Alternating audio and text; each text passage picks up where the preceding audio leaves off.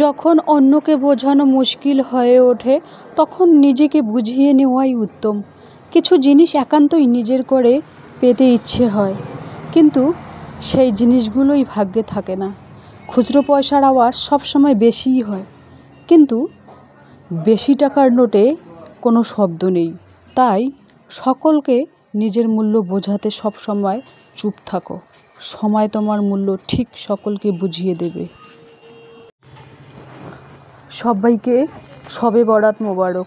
সাপ্তাহিক বাজার গুছিয়ে নিলাম। মধ্যবিত্ত পরিবারের বউ হয়ে যেভাবে হিসেব করে সংসার চালিয়ে মানি সেভ করি, সেই ব্লগটাই আজকে তোমাদের কাছে আমি শেয়ার করব। তো নতুন দিনে নতুন আরেকটি ব্লগ ভিডিও নিয়ে হাজির আমি আপনাদের মাঝে সাভানা, ছোট্ট একটা গ্রাম শীতলকুচি জেলা থেকে বলছি। তো welcome back to my channel. আসসালামু আলাইকুম। তোমরা সবাই কেমন আছো? আমি আশা করি তোমরা সকলে ভালো আছো। আলহামদুলিল্লাহ আমিও ভালো আছি, আর আমার পরিবার পরিজনদের নিয়ে আলহামদুলিল্লাহ আমি ভালোই আছি। আর আমার প্রাণপ্রিয় কলিজা আপু ভাইয়ারা তোমরা সবাই কেমন আছো? আমি আশা করি তোমরা সকলেই ভালো আছো। পৃথিবীতে সবচেয়ে মূল্যবান জিনিস হচ্ছে টাকা। টাকার কাছে সবাই হার মানে। টাকা হচ্ছে এমন একটা জিনিস যা না থাকলে কারো কাছে সম্মান, ভালোবাসা, দাম কিছুই পাওয়া যায় না। পৃথিবী থেকে সূর্য যতটা কাছে মনে হয়, আসলে সূর্য ততটা কাছে নয়। ঠিক তেমনি আমাদের আশেপাশে এমন অনেক মানুষ আছে যাদের আমরা খুব বেশি আপন ভাবি, কিন্তু তারা ততটা আপন নয়। আপনি বা আমি যতটা তাদের আপন ভাবি, কিন্তু তারা ততটাও আপন না। আপনার সবচেয়ে বিশ্বাসযোগ্য মানুষটাই সবচেয়ে আগে আপনার বিশ্বাস ভাঙে। আপনার সবচেয়ে কাছের মানুষটাই অসীম ক্ষমতা রাখে আপনাকে দুমড়ে মুচড়ে ফেলার। সংসারটা নিজের হাতে। মানিটা কিন্তু অল্প রোজগারেও করা যায়, সেটা নিজের উপর ডিপেন্ড করে। আমরা চেষ্টা করতে পারি সংসারে উন্নতি করার জন্য। এত কম টাকা চালাবো সংসার, এটা ভাবলে কিন্তু চলবে না। প্রথমে হিসেবে বসবে, লিস্ট করবে, খাতা কলম নিয়ে বসবে। প্রথমে স্যালারি আসতেই 1,000 টাকা একটা টার্গেট নিতে হবে। 1,000 বা 2,000 বা 3,000 একটা টার্গেট নিয়ে সেই টাকাগুলো ব্যাংকে ফেলতে হবে। প্রথম অবস্থায় তুমি ভাববে যে খরচের শেষে, মাসের শেষে টাকা রাখবো, ব্যাংকে রাখবো, বা প্লাস্টিকের ভাঁড়ে রাখবো, বা মাটির ভাঁড়ে রাখবো। করতে করতে কিন্তু খরচ অন্য কোথাও চলে যাবে, কিন্তু জমার 1 টাকা হবে না। সেজন্য টাকা কিভাবে জমাবে না জমাবে সেটার মন মানসিকতাটা নিজেকেই করতে হবে। প্রথমে টাকা পয়সা খরচ থেকে নিজেকেই কন্ট্রোল করতে হবে। কিভাবে খরচ কমাতে হবে সেটা নিজেকেই ম্যানেজ করে নিতে হবে। দেখুন, শূন্য পকেটেও কিন্তু টাকা জমানো যায়। শূন্য পকেট, দেখুন তোমার শূন্য পকেট আছে, তুমি বিনা ইনভেস্টে একটা ইনকাম করতেছো, সেলাইয়ের কাজ একটা বিনা ইনভেস্টে করতেছো, আবার টিউশনি করতেছো, তো ওটাও একটা বিনা ইনভেস্টে। তো এভাবে আর কি সঞ্চয় করা সম্ভব বিনা ইনভেস্টে। বাড়ির বউরা কিন্তু সঞ্চয়ের উপদেশ দেয়, হ্যাঁ, আর বউদের কথায় আমরা গুরুত্ব দেই না। তাই সময়ের কদর করতে হয়। বউদের কথায় মাঝে মাঝে গুরুত্ব দিতে হয়। দেখুন, মেয়েদের হাতে না, প্রত্যেক হাজব্যান্ডেরই উচিত প্রত্যেক মাসে 500 বা 1000 বা 2000 টাকা তুলে দেওয়া উচিত। আর তুলে দিয়ে বলা উচিত যে এটা তোমার টাকা, তুমি তোমার ইচ্ছে মতো খরচ করো, এটা টাকার আমি হিসাব নেব না। তখন সেই মেয়েটা কি বলবে জানো, যে না, ওখান থেকে 200-100 টাকা খরচ করবে, 2000 যদি তুমি দাও, তো বাদবাকি টাকা কিন্তু রেখে দেবে, খরচ করবে না।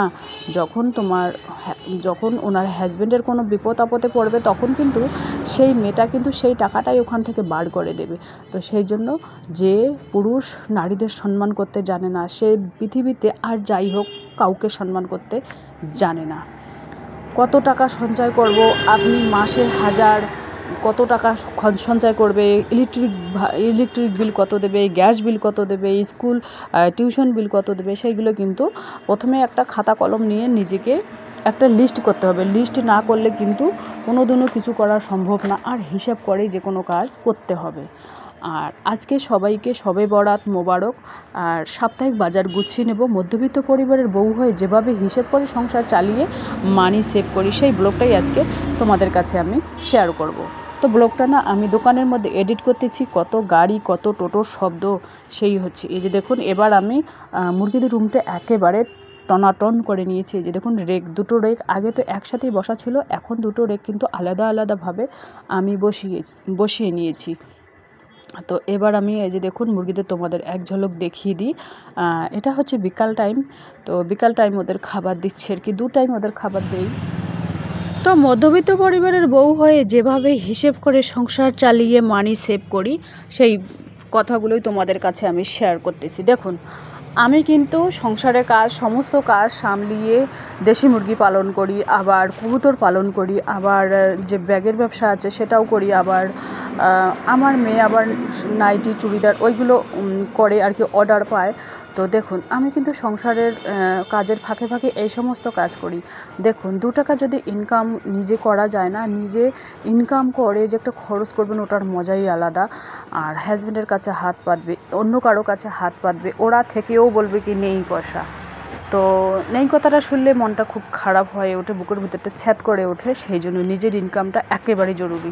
আমি মনে করি কি জানো, আমি বাবা মা ভাই বোন স্বামী ছেলে মেয়ে কারো পরিচয়ে বাঁচব না, আমি নিজের পরিচয়ে বাঁচতে চাই। এটাই আমি যেটাই আর কি নিজে মনে করি যে বাস্তবে প্র্যাকটিক্যালি সেটাই আমি আর কি তোমাদের কাছে তুলে ধরি।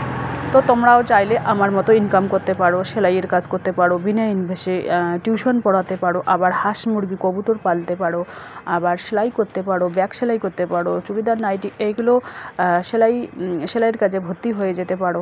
হ্যাঁ, আমি কিন্তু খুব অতি সাধারণ ঘরের মেয়ে, হিসাব করে চালিয়েও কিন্তু আমি প্রত্যেক মাসে 7-8 হাজার টাকা আমি নিজেই ইনকাম করি।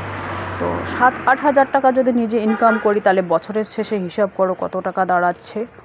তো এত টাকা দাঁড়াবে, এত টাকা জমাতে পারবে, নিজেও ভেবেও কুল পাবে না। দেখুন বসে শুয়ে খেলে না রাজার ভাণ্ডারও শেষ হয়ে যাবে।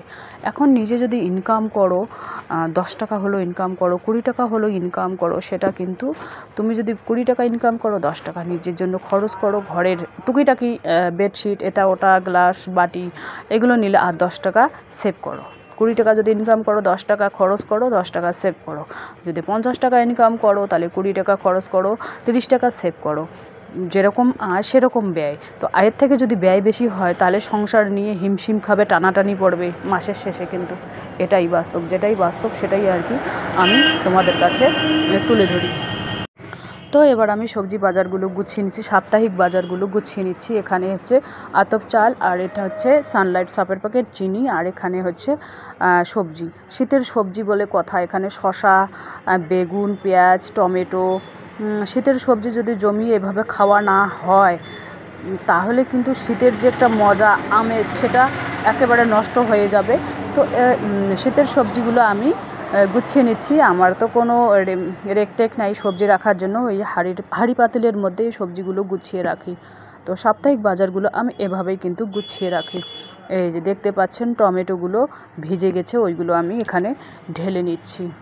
তো এভাবেই আমি রেখে দিই, আর এভাবে আর কি ওই বাসনের মধ্যে রেখে খাটের তলায় রেখে দিই, ওখানে আরামসে ভালো থাকে আর কি। এই বেগুনগুলো, মোটা বেগুনগুলো নিয়েছি এই কারণে ভর্তা খাবার জন্য। মোটা বেগুনের ভর্তা খুবই ভালো লাগে, আর পোড়া বেগুনের ভর্তা তো জাস্ট অসাধারণ লাগে। তো এই যে দেখুন, দেখতেই পাচ্ছেন আমি সবজি বাজারগুলো এভাবে গুছিয়ে নেই। তো আজকে আমি কিন্তু রোজা আছি। শবে বরাতের নাকি কেউ একটা দেয়, কেউ 3টে রোজা দেয়। তো আমি আজকে রোজা আছি আলহামদুলিল্লাহ। তো এখন আর কি সন্ধ্যার টাইম, তো ভিডিওটা এডিট করার পর আর কি ইফতারি করব। তো চলো ব্লগটা দেখতেই থাকো, আশা করি খুবই ভালোই লাগবে। তো এখানে আদা রসুন আছে, যেহেতু আমি সকালবেলা খালি পেটে 1 কোয়া 2 কোয়া রসুন আদা এরকম করে খেয়ে থাকি গরম পানি দিয়ে। তোমরা তো জানো, এর আগের ব্লগে আমি আর কি শেয়ার করেছি। গাজর নিয়েছি। এই শীতের সময় যদি গাজর খাওয়া না হয়, তাহলে শীতের যে একটা মজা, সেই মজাটাই নষ্ট হয়ে যাবে। তো এই যে দেখুন, আমি একেবারে রান্না খাওয়া করে বিকেলের দিকে চলে এসেছি, মুরগির ফার্মে চলে এসেছি, মুরগিদের খাবার নেওয়ার জন্য চলে এসেছি। তো ভোগ লেগেছে হাঁটতে হাঁটতে, তো সেই জন্য একটা 32 আনা চানা কিনে খাচ্ছি আর কি। হাঁটতে হয়, অনেক দূর হাঁটতে হয়, বাজার থেকে অনেক দূর হাঁটাহাঁটি করতে হয়। তো 5 টাকার দামি একটা 32 আনা চানা খেয়ে নিচ্ছি। তো চলো আজকের ব্লগ এ পর্যন্তই। ততক্ষণ তোমরা সবাই সুস্থ থাকো, সাবধানে থাকো, টাটা, আল্লাহ হাফেজ। দাদাটা গেছে ফার্মে কাজ করতে।